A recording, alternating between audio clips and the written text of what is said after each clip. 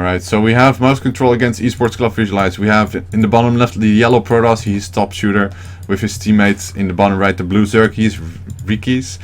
Their opponents are Esports Club Visualize, FMTC, the orange Zerg, with his teammates, the red Terran, PB Nori. Yes. What did you want to say, Frank? Okay, so the thing I'm surprised about is that EC Visualize is now down to 2-0, right?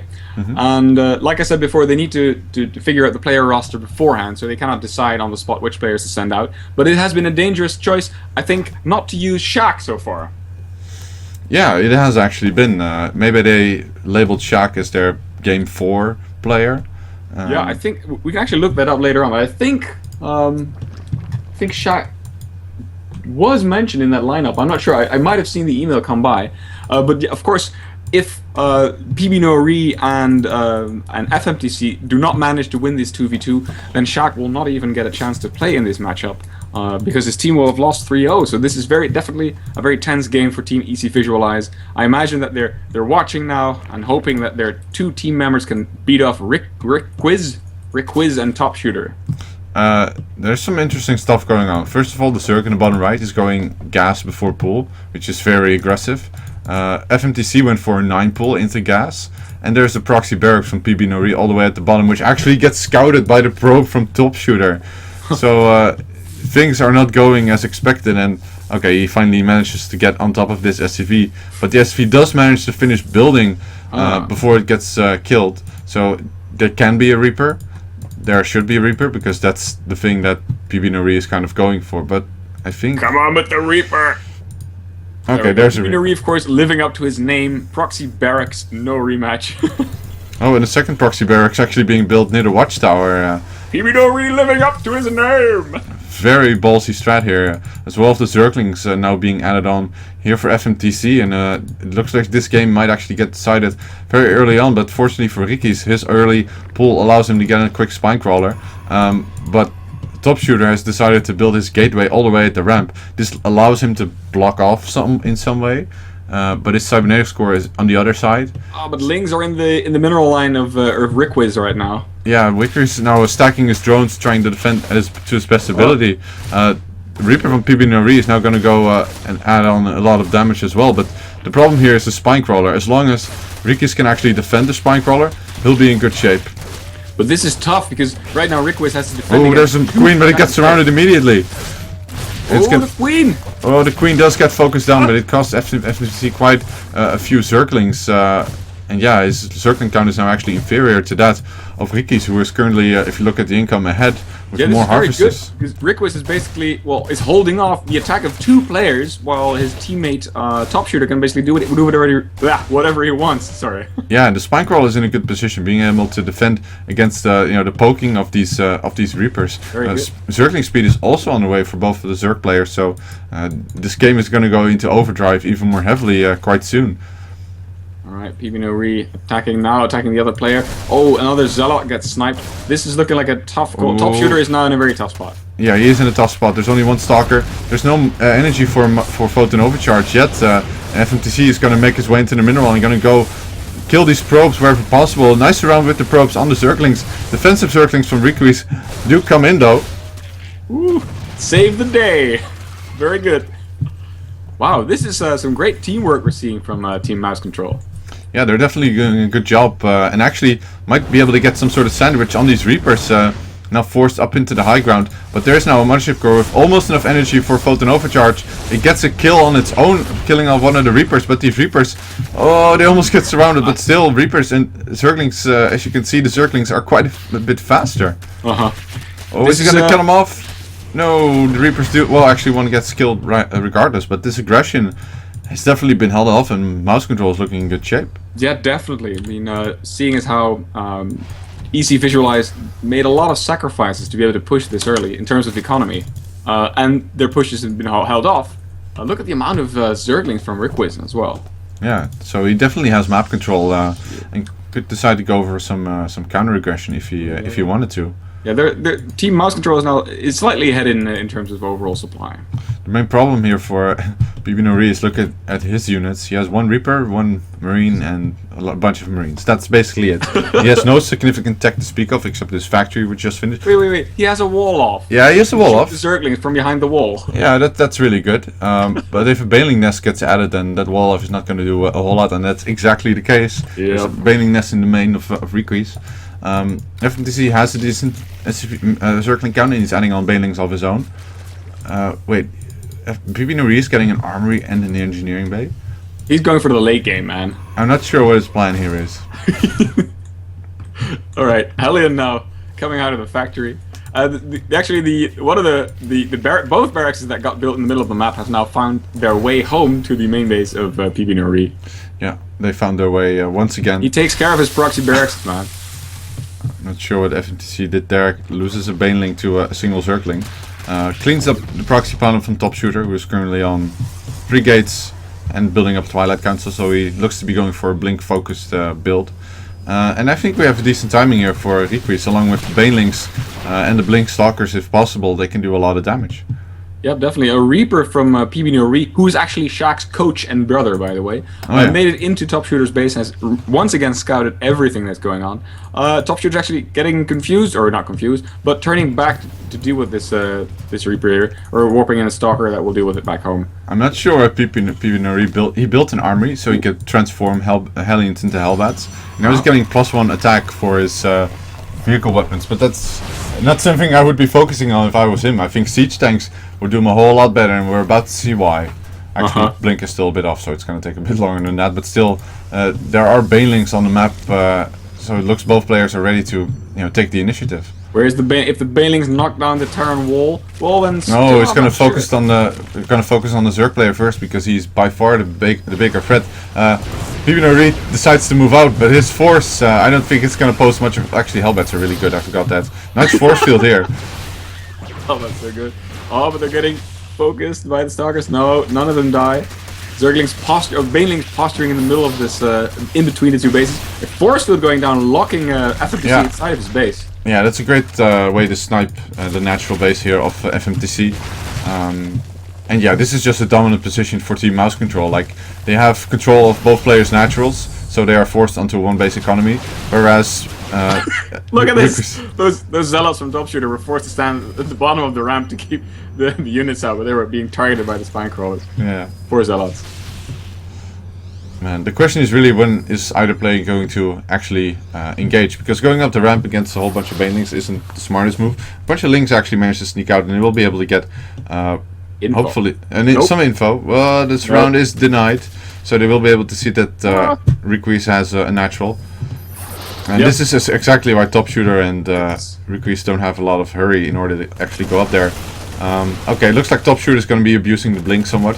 Banelings, no, you don't want to go up there yet. Oh my god! Okay, part of FMTC's force escaped, and all of these centers are going down. Oh, they are indeed. Double time warp, but it doesn't manage to save enough, and now the forces from PB Nori actually go down the ramp, but I'm not sure if that's the correct decision. They try to focus down the mothership core, but no, here we go. Force field actually helping. The splits from PB Nori are actually quite good against the Banelings, but it seems the army from Team Visualize is just kind of killed off.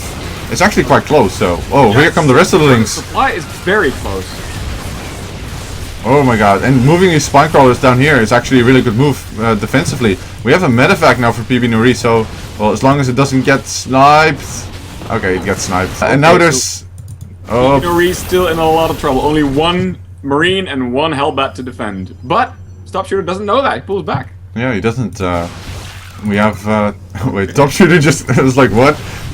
Killed a Zergling, which he shouldn't have. I think the defenses from ECV are actually perhaps not adequate enough. There's a command center from PB Nori, but I don't think they'll be able to secure the high ground. Like, there's 2 spine crawlers, which is really the only thing between them and certain death. Oh, there's Mutas. How did I miss that? Yeah, Mutas. Yeah. Oh, it's a good thing there are spore crawlers though. Actually, yeah, there are spore crawlers, and they will be able to defend in time. Not sure why the Mutas are focusing the spore crawlers, because there's a second one, and yeah, it's not gonna. You know. Okay, he got the 1. Now he can get some of the drones that are mining gas, I guess. Alright, oh, there's a 4 on the way for PB so that's why he got that armory. I'm not sure what the missile turret is doing there. Okay, but no, the third from FMTC, sorry, the natural for FMTC got cancelled again. So the pressure from mouse control is getting to these EC Visualize guys.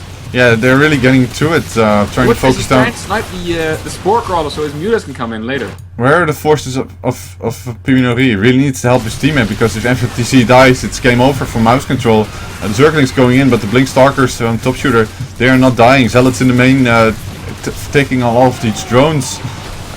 He should try to pick up this 4 with the medevac and fly in and maybe help a bit, but it's... I think FMTC is just getting overwhelmed here. Oh, actually there's a counter attack here from PB but it got cleaned up already.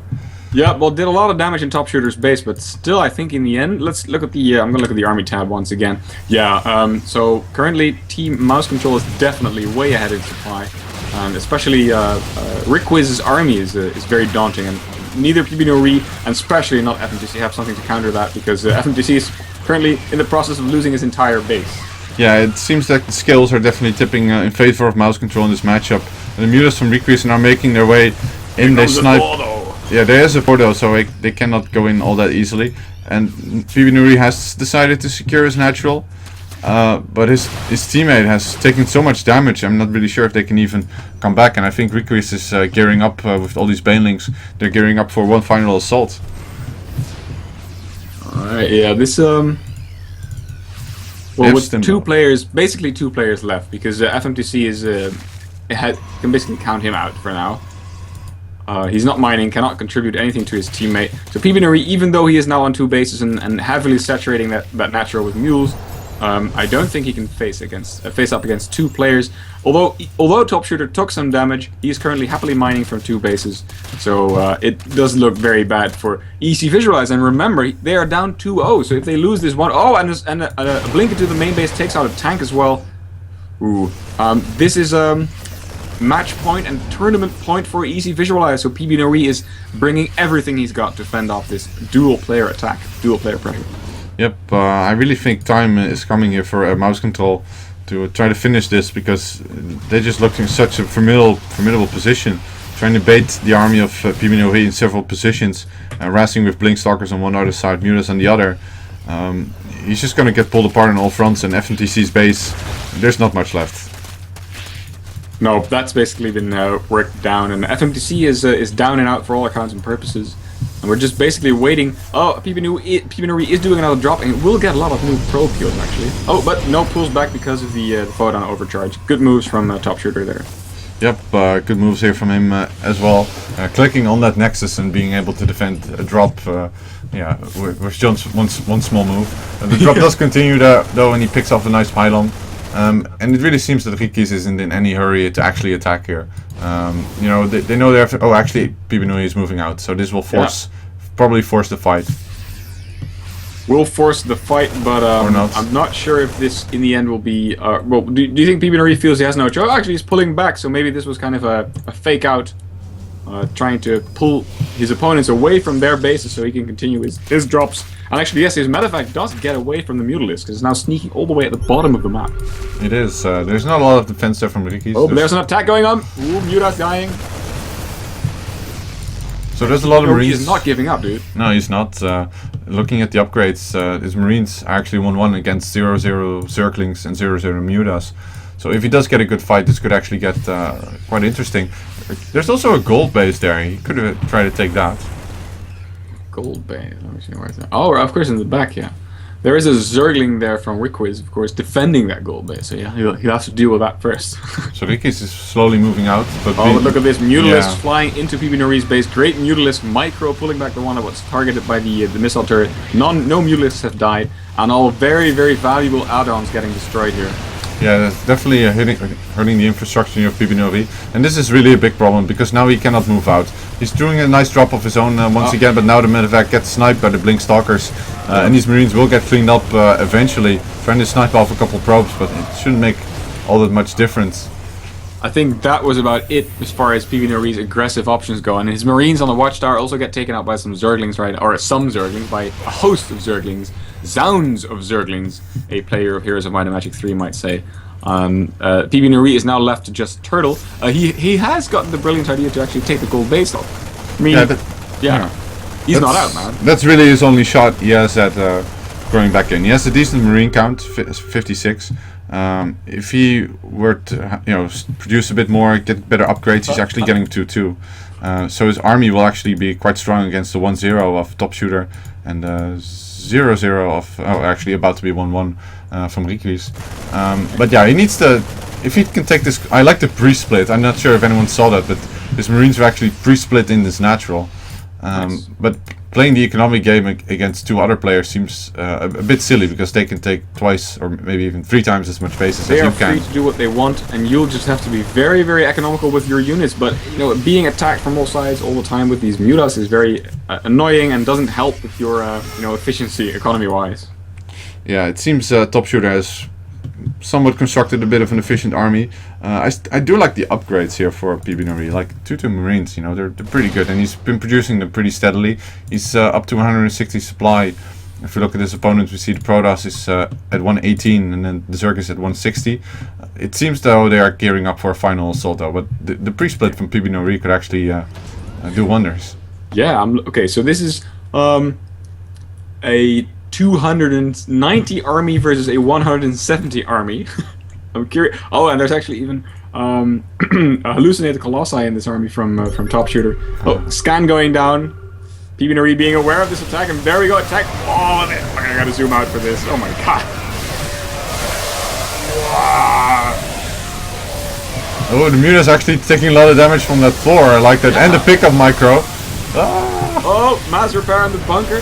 Okay, this is, in terms of economy, this has been a very good attack for PB Nuri. Yeah, this is actually, he's actually got a lot more Marines here. What? Is he holding this off? 290 army versus 170 army supply. Oh, he needs to control his Marines better. Oh, the force field actually, that does him in. It was actually, if he had his entire army there, like with the Marines that were in his base, also down the ramp, this fight could have gone differently, but still, the natural now falls, his gold is forced to lift off. And I think this will be the final blow here from Rikwi's. I gotta say, kudos to PB Nuri. This has been a tremendous struggle, and the way he set up that defense, there we go, GG, but no shame there for PB Nuri. But this unfortunately does mean, of course, that EC Visualize is knocked out of the Dutch StarCraft League Team League for this year. 3-0 going down against Mouse Control.